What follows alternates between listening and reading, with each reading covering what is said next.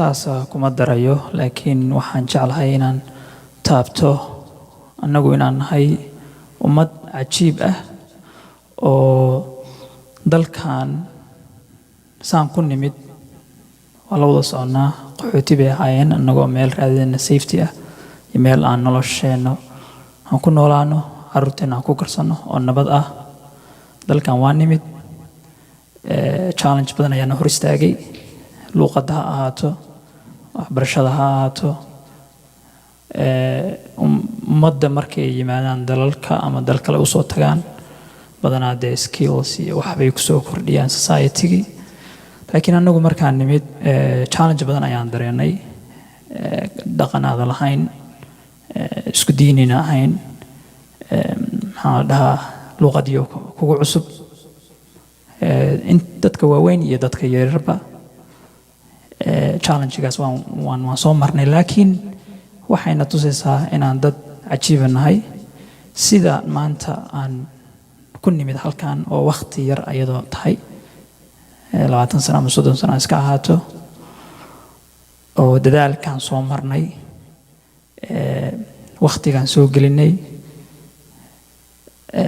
annaguna maanta inaan meel wanaagsan ka istaagnay dalkan ama ha noqoto dhinaca siyaasadda ama ha noqoto dhinaca waxbarashada ama ha noqoto dhinac walba dadaal ah especially state-ka oo Minnesota ku yaala siyaasaddu markaan galnay waxaan ka mid noqonnay dadkii go'aanka ka gaari lahaa meesha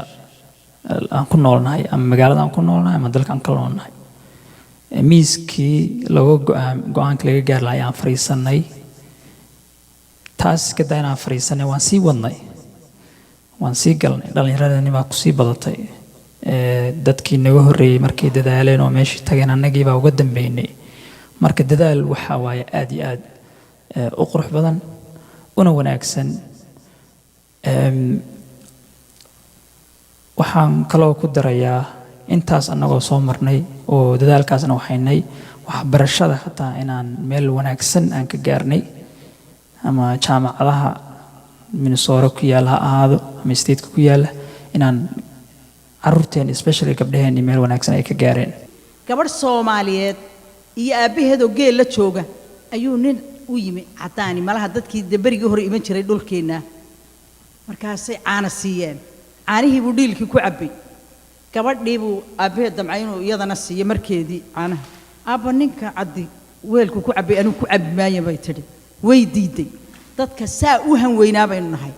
hadda si kastoo inoo yasaan maba oginba annagaba sanka taagaynaba markaasaynu ku fakarnay waxay sheegaan